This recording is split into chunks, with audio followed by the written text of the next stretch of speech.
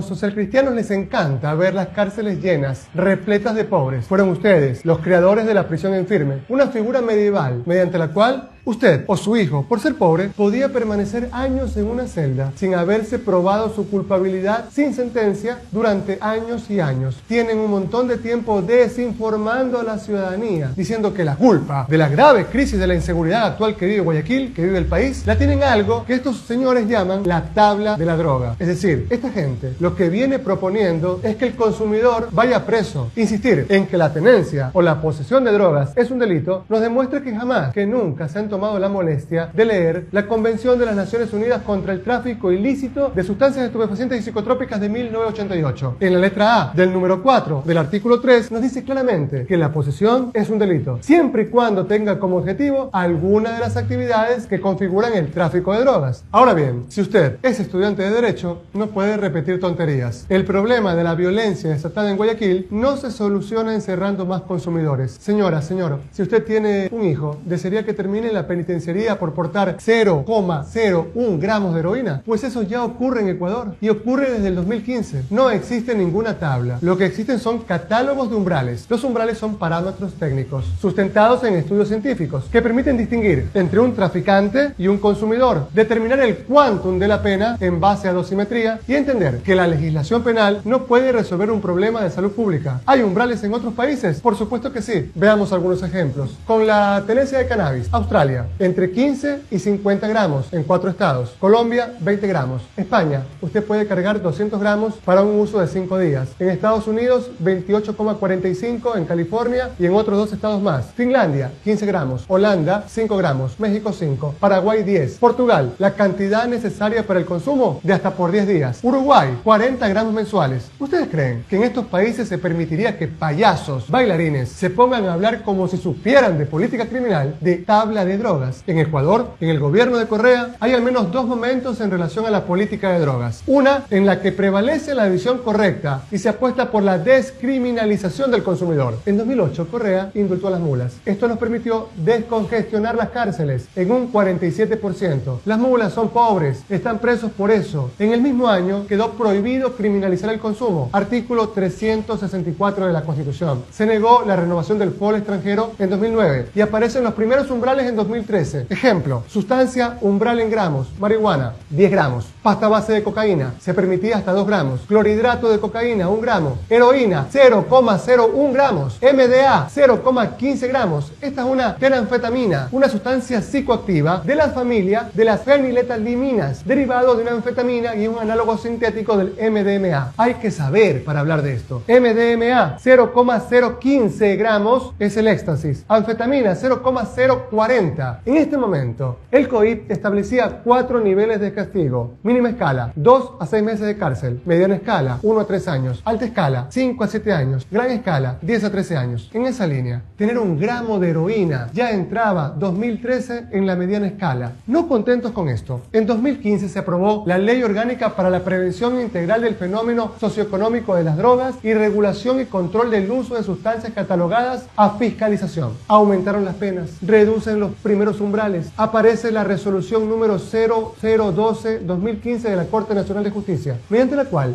se acumulan las penas hasta por 40 años si usted es capturado con diversos gramos de diversas sustancias. En ese enfoque, tener de 0 a 20 gramos de marihuana ya era mínima escala. Tener 2,5 gramos de éxtasis era alta escala. ¿Dónde está la tabla de la droga? Con esto, ¿qué logramos? Duplicamos el número de presos. Les ruego mirar este cuadro. Son datos del propio sistema penal ecuatoriano. Año 2015, mes de enero. De 699 presos pasamos a 1.166 presos. ¿Por qué? Por tener drogas. ¿Se acabó la criminalidad? Les pregunto, alcaldesa Viteri. ¿Se redujo el fenómeno de la inseguridad? No. La pregunta es, ¿cuánto nos cuesta esto? Hay varios componentes que debemos medir. Por ejemplo, costos del operativo de captura, costos del juicio, costos de mantener a un consumidor preso. Resulta que cada detención nos cuesta cuesta a todos nosotros, en promedio, $15.492. Cada consumidor preso nos cuesta eso. Son montañas de dólares que deberíamos usarlos en empleo, salud, educación. Con eso intervenimos en los factores de riesgo. Con eso reducimos las violencias y nos anticipamos a los delitos. Como pueden ver, cada vez que aparezca un idiota a hablarte de tabla de drogas, lo que tienes que hacer es sentir pena, porque los idiotas tienen una sola función en la vida: repetir huevadas, repetir idioteces. No existe ninguna tabla de drogas. Tenemos umbrales, los menos tolerantes de la región. Nosotros encerramos hasta las moscas por volar bajito. Encerramos a decenas y decenas de miles de jóvenes pobres cada año por tener un poco de marihuana, porque los ricos no van presos por portar cocaína. Encerramos pobres por estar atrapados en el consumo del residuo de la heroína. Los condenamos por ser miserables, por su color de piel, por no tener un apellido rimbombante. No hay tabla de drogas. Había un buen catálogo de umbrales y lo tiraron abajo en el año 2015. Es decir, hace más de 7 años no hay ningún catálogo de umbrales. Aprendan a hablar con la ley en la mano. Gracias.